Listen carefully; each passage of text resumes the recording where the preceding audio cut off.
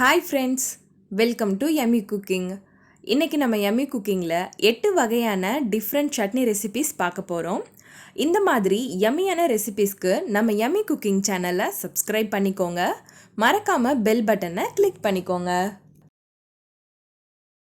கொத்தமல்லி சட்னி செய்கிறதுக்கு ஒரு பேனில் 2 ஸ்பூன் எண்ணெய் எடுத்துக்கோங்க.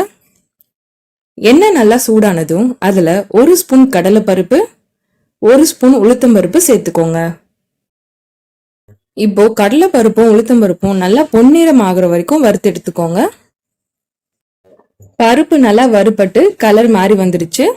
இப்போ இதுல ஒரு மீடியம் சைஸ் வெங்காயம் கட் பண்ணிட்டு சேர்த்துக்கோங்க.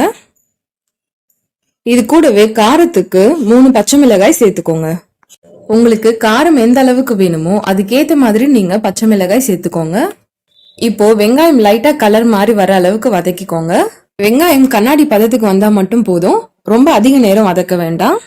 இதுல இப்போ 2 கைப்பிடி அளவுக்கு நல்லா வாஷ் பண்ணிட்டு கட் பண்ணி வச்சிருக்க கொத்தமல்லியை சேர்த்துக்கோங்க. இப்போ இதை வதக்கிக்கோங்க. கொத்தமல்லிய ரொம்ப நேரம் வதக்க வேண்டாம், அது கொஞ்ச நேரத்திலேயே நல்லா வதங்கி சுருங்கிடும். இப்ப பாருங்க, கொத்தமல்லி நல்லா வதங்கிடுச்சு. அடுத்து இதுல 3 டேபிள் ஸ்பூன் தேங்காய் சேர்த்துக்கோங்க. தேங்காய் ரொம்ப நேரம் வதங்கணும்னு அவசியம் இல்ல, லைட்டா வதங்கினாலே போதும். இப்போ ஸ்டவ் ஆஃப் பண்ணிட்டு இதை கம்ப்ளீட்டா ஆற விட்டுடுங்க. இப்போ இது ஃபுல்லா ஆறுனதும் ஒரு ஜாருக்கு மாத்திட்டு அதுல தேவையான அளவுக்கு உப்பு சேர்த்துக்கோங்க. இது கூடவே கொஞ்சமா தண்ணி சேர்த்துட்டு நல்லா அரைச்சு எடுத்துக்கோங்க. இப்போ இதை வேற பவுலுக்கு மாத்தி வச்சிடுங்க. அடுத்து தாளிப்பு ரெடி பண்ணிடலாம். தாளிக்கிறதுக்கு 1 ஸ்பூன் எண்ணெய் எடுத்துக்கோங்க. அதுல 1/2 ஸ்பூன் கடுகு சேர்த்துக்கோங்க. கடுகு நல்லா பொரியட்டும்.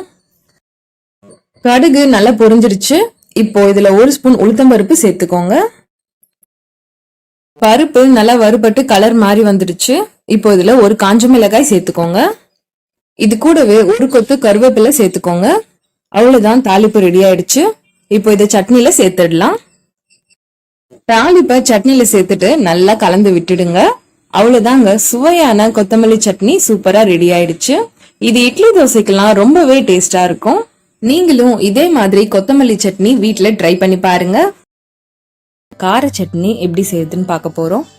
இதுக்கு ஒரு பேன்ல 2 டீஸ்பூன் எண்ணெய் சேர்த்துக்கோங்க. எண்ணெய் சூடானதும் அதுல 10 பல்லு பூண்டு சேர்த்துக்கோங்க. பூண்டு வதங்கினதும் அதுல 5 காஞ்ச மிளகாய் சேர்த்துக்கோங்க. உங்களுக்கு காரம் எந்த அளவுக்கு தேவையோ அதுக்கேற்ற மாதிரி நீங்க காஞ்ச மிளகாய் சேர்த்துக்கோங்க. அடுத்து 3 பெரிய சைஸ் வெங்காயம் கட் பண்ணி வச்சிருக்கேன், அதை உள்ள சேர்த்துக்கோங்க. இது நம்ம வதக்கிட்டு அரைக்க தான் போறோம், அதனால வெங்காயத்தை பொடியா கட் பண்ண வேண்டாம். அடுத்து 2 பெரிய சைஸ் தக்காளியை கட் பண்ணி வச்சிருக்கேன், அதை இப்போ சேர்த்துக்கோங்க. தக்காளி வெங்காயத்தெல்லாம் வதக்கிட்டு நம்ம அரைக்க தான் போறோம், அதனால சின்ன சின்ன சைஸ்ல கட் பண்ணாம பெரிய சைஸ்லயே கட் பண்ணிக்கோங்க. இப்போ இதை நல்லா வதக்கிக்கோங்க. இதை நம்ம அரைச்சிட்டு திரும்ப வதக்கலாம் மாட்டோம், அதனால இப்பவே நல்லா வதக்கிக்கோங்க. இப்ப பாருங்க, தக்காளி வெங்காயம் நல்லா வதங்கிடுச்சு. இப்போ ஸ்டவ் ஆஃப் பண்ணிட்டு இது நல்லா ஆற விட்டுடுங்க. இப்போ இது நல்லா ஆறிடுச்சு. அடுத்து ஒரு ஜார்ல மொத்தமா சேர்த்து அரைக்காம காஞ்ச மிளகாய் மட்டும் தனியா எடுத்துட்டு அது கூட கொஞ்சமா வெங்காய தக்காளி சேர்த்து அரைச்சுக்கோங்க. அப்போதான் காஞ்ச மிளகாய் நல்லா மசியும். நீங்க மொத்தமா சேர்த்து அரைக்கும் போது தக்காளி வெங்காயம் எல்லாம் சீக்கிரமா மசிஞ்சிடும், காஞ்ச மிளகாய் மசியாம அப்படியே நின்றுடும். இப்ப பாருங்க, காஞ்ச மிளகாய் நல்லா மசிஞ்சிடுச்சு. அடுத்து மீதி இருக்க தக்காளி வெங்காயம் எல்லாத்தையும் மொத்தமா உள்ள சேர்த்துக்கோங்க. இப்போ இதை நல்லா அரைச்சு எடுத்துட்டு தேவையான அளவுக்கு உப்பு சேர்த்து மிக்ஸ் பண்ணிக்கோங்க. அடுத்து தாளிப்பு ரெடி பண்ணிடலாம். அதுக்கு 2 டீஸ்பூன் ஆயில் எடுத்துக்கோங்க. ஆயில் நல்லா சூடானதும் அதுல 1/2 டீஸ்பூன் கடுகு சேர்த்துக்கோங்க. கடுகு நல்லா பொரிஞ்சிடுச்சு. அடுத்து இதுல 1 டீஸ்பூன் உளுந்து சேர்த்துக்கோங்க. உளுந்து நல்லா கலர் மாறி வந்ததும் அதுல காஞ்ச மிளகாய் 1 சேர்த்துக்கோங்க. அது கூடவே ஒரு கொத்து கருவேப்பிலை சேர்த்துக்கோங்க. அவ்வளவுதாங்க, தாளிப்பு ரெடி ஆயிடுச்சு. இப்போ இதை நம்ம அரைச்சு வச்சிருக்க சட்னில சேர்த்துக்கோங்க. அவ்வளவுதான் ஃப்ரெண்ட்ஸ், சுவையான கார சட்னி சூப்பரா ரெடி ஆயிடுச்சு.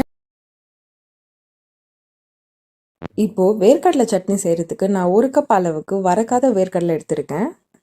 இதை பேன்ல சேர்த்துக்கோங்க. இப்போ ஸ்டவ்வை மீடியம் ஃப்ளேம்ல வச்சுட்டு கை விடாம நல்லா வறுத்து எடுத்துக்கோங்க.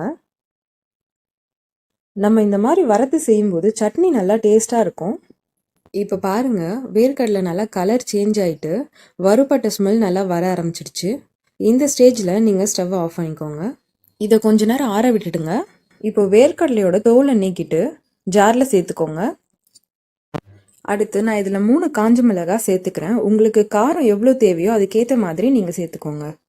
அடுத்து ஒரு சின்ன துண்டு இஞ்சி சேர்த்துக்கோங்க. இது கூடவே கொஞ்சமாக புளி சேர்த்துக்கோங்க. அடுத்து தேவையான அளவுக்கு உப்பு சேர்த்துக்கோங்க. இப்போ இதில் தண்ணி விட்டு நல்லா அரைச்சி எடுத்துக்கோங்க. அடுத்து சட்னியை தாளிச்சிடலாம். அதுக்கு 1 டேபிள் ஸ்பூன் எண்ணெய் எடுத்துக்கோங்க. எண்ணெய் சூடானதும் அதில் 1/2 டீஸ்பூன் கடுகு சேர்த்துக்கோங்க. கடுகு நல்லா பொரிஞ்சதும் அதில் 1 டீஸ்பூன் அளவுக்கு உளுந்து சேர்த்துக்கோங்க. இப்போ இது நல்லா பொன்னிறமாகட்டும். இந்த அளவுக்கு உளுந்து நல்லா கலர் மாறி வந்ததும் இதில் ஒரு காஞ்ச மிளகாய் சேர்த்துக்கோங்க. அடுத்து இது கூடவே ஒரு கொத்து கருவேப்பிலை சேர்த்துக்கோங்க. இப்போ தாளிப்பு ரெடி ஆயிடுச்சு. இதை சட்னியில் சேர்த்துக்கோங்க. அவ்வளோதான் ஃப்ரெண்ட்ஸ், நல்லா வாசனையாக சுவையான வேர்க்கடலை சட்னி சூப்பராக ரெடி ஆயிடுச்சு. கருவேப்பிலை சட்னி செய்யறதுக்கு ஒரு பேன்ல 1 டேபிள் ஸ்பூன் எண்ணெய் எடுத்துக்கோங்க. இதுல ஒரு மீடியம் சைஸ் வெங்காயம் கட் பண்ணிட்டு சேர்த்துக்கோங்க. இது கூடவே ஒரு சின்ன துண்டு இஞ்சி, 6ல இருந்து 7 பல்லு பூண்டு சேர்த்துக்கோங்க.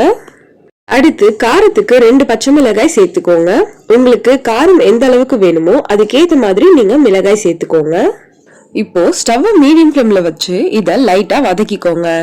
அடுத்து இதுல 2 கைப்பிடி அளவுக்கு கருவேப்பிலையை நல்லா வாஷ் பண்ணிட்டு சேர்த்துக்கோங்க. இது கூடவே கொஞ்சமா கொத்தமல்லி சேர்த்துட்டு இத நல்லா வதக்கிக்கோங்க. கருவேப்பிலையை ரொம்ப நேரம் வதக்க வேண்டாம். ஸ்டவ் மீடியம் ஃப்ளேம்ல வச்சுட்டு 1 நிமிஷம் மட்டும் வதக்கிக்கோங்க. கருவேப்பிலை இந்த அளவுக்கு வதங்கினா போதும். அடுத்து 1/4 மூடி அளவுக்கு தேங்காய் துருவிட்டு சேர்த்துக்கோங்க. இது கூடவே 2 டேபிள் ஸ்பூன் அளவுக்கு உடைச்ச கடலை சேர்த்துக்கோங்க. இப்போ இத லைட்டா வதக்கிக்கோங்க. தேங்காயை ரொம்ப நேரம் வதக்க வேண்டாம். இத நல்லா மிக்ஸ் பண்ணி விட்டுட்டு ஸ்டவ் ஆஃப் பண்ணிடுங்க. இப்போ இது கம்ப்ளீட்டா ஆற விட்டுடுங்க. இது நல்லா ஆறிடுச்சு. இப்போ இத ஒரு மிக்ஸி ஜாருக்கு மாத்திக்கோங்க. அடுத்து இதுல தேவையான அளவுக்கு உப்பு சேர்த்துக்கோங்க. இது கூடவே கொஞ்சமா தண்ணி சேர்த்துட்டு நல்லா அரைச்சு எடுத்துக்கோங்க.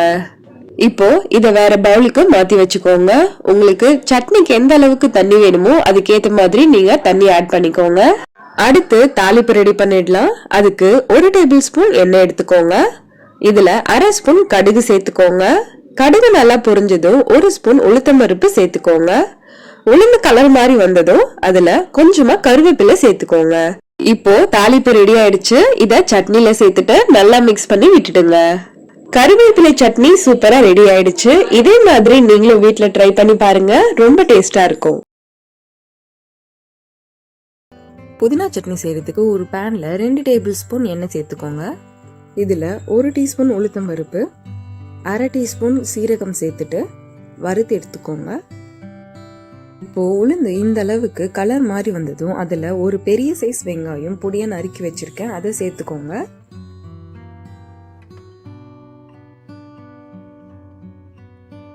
இப்போ வெங்காயத்தை நல்லா வதக்கிக்கோங்க. அடுத்து இது கூட காரத்துக்கு 2 பச்சை மிளகாய் சேர்த்துக்கோங்க. அடுத்து ஒரு சின்ன துண்டு இஞ்சி சேர்த்துக்கோங்க. இது கூடவே ஒரு 4 பல்லு பூண்டு சேர்த்துக்கோங்க. இப்போ இது எல்லாத்தையும் சேர்த்து நல்லா வதக்கிக்கோங்க. அடுத்து ஒரு கொத்து கருவேப்பிலை சேர்த்துக்கோங்க. இது கூடவே ஒரு கைப்பிடி அளவுக்கு கொத்தமல்லி சேர்த்துக்கோங்க. அடுத்து மெயினான ஐட்டம் புதினா, அதை 2 கைப்பிடி அளவுக்கு சேர்த்துக்கோங்க. இப்போ இது எல்லாத்தையும் ஒன்னா சேர்த்து நல்லா வதக்கி எடுத்துக்கோங்க.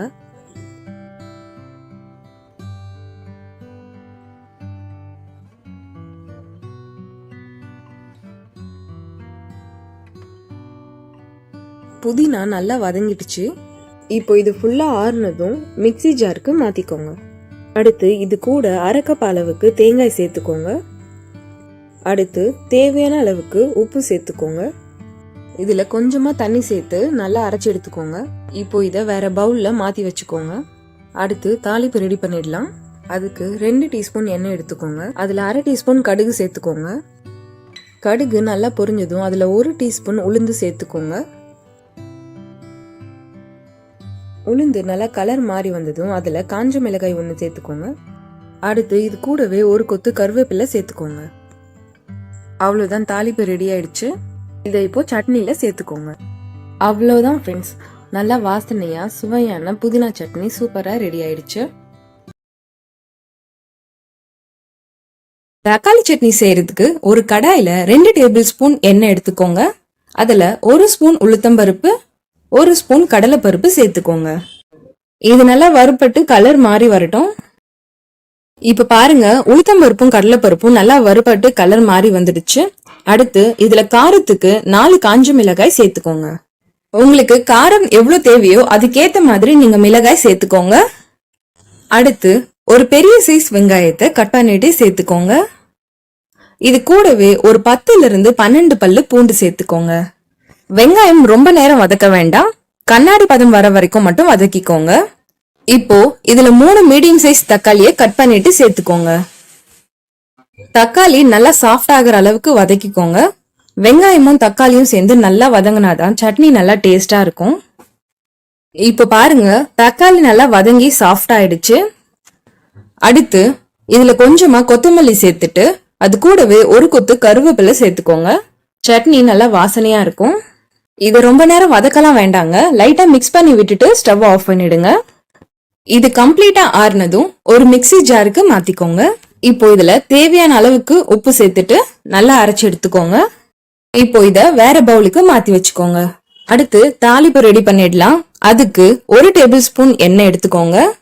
எண்ணெய் சூடானதும் அதுல 1/2 ஸ்பூன் கடுகு சேர்த்துக்கோங்க. கடுகு நல்லா பொரிஞ்சதும் அதுல 1 ஸ்பூன் உளுத்தம்பருப்பு சேர்த்துக்கோங்க. உளுந்து நல்லா பொன்னிறமானதும் அதுல ஒரு காஞ்ச மிளகாய் சேர்த்துட்டு அது கூடவே ஒரு கொத்து கருவேப்பிலை சேர்த்துக்கோங்க.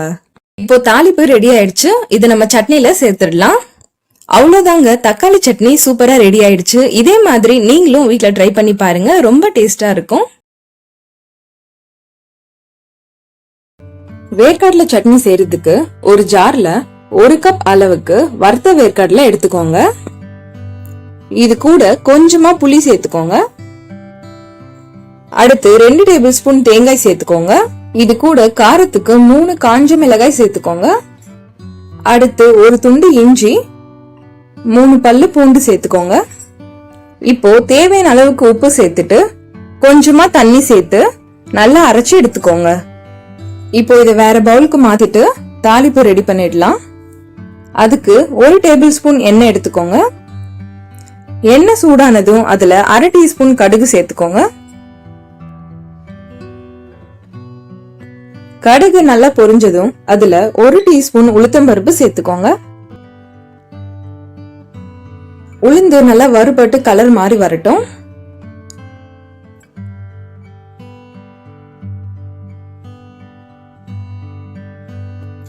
உளுந்து நல்லா கலர் மாறி வந்துருச்சு.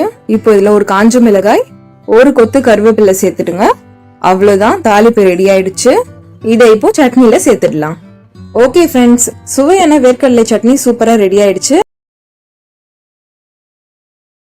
தேங்காய் சட்னி செய்யறதுக்கு ஒரு ஜார்ல 1 கப் தேங்காய் எடுத்துக்கிறேன். இது கிட்டத்தட்ட 1/2 மூடி தேங்காவை பொடியா நறுக்கி வச்சிருந்தேன்.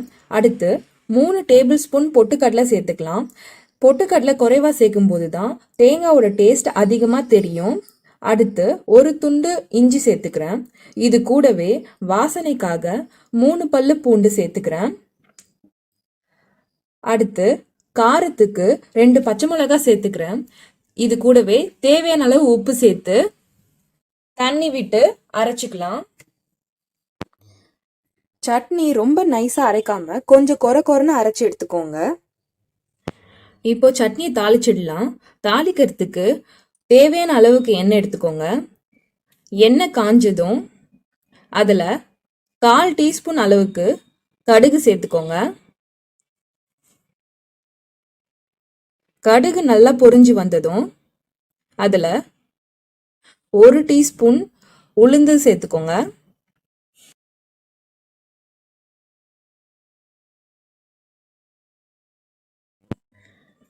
உளுந்து நல்லா கலர் மாறி வந்ததும் இது கூட வாசனைக்காக ஒரு வரமிளகா, ஒரு கொத்து ஃப்ரெஷ் கருவேப்பிலையை சேர்த்துக்கிறேன். அவ்வளோதாங்க, தாளிப்பு ரெடி ஆயிடுச்சு. இப்போ நம்ம அரைச்சு வச்சிருக்க தேங்காய் சட்னியில் இதை சேர்த்துடலாம். அவ்வளோதான் ஃப்ரெண்ட்ஸ், ரொம்ப டேஸ்டான ஹோட்டல் ஸ்டைல் தேங்காய் சட்னி ரெடி ஆயிடுச்சு. இதை நீங்கள் வீட்டில் செஞ்சீங்கன்னா எல்லாரும் ரொம்ப விரும்பி சாப்பிடுவாங்க. ஓகே ஃப்ரெண்ட்ஸ், உங்களுக்கு இந்த சட்னி ரெசிபிஸ்லாம் பிடிச்சிருந்தா நம்ம யம்மி குக்கிங் சேனலை சப்ஸ்கிரைப் பண்ணுங்கள், லைக் பண்ணுங்கள், ஷேர் பண்ணுங்கள். அண்ட் நீங்கள் ட்ரை பண்ணி பார்த்துட்டு எப்படி இருந்ததுன்னு கமெண்ட் பண்ணுங்கள்.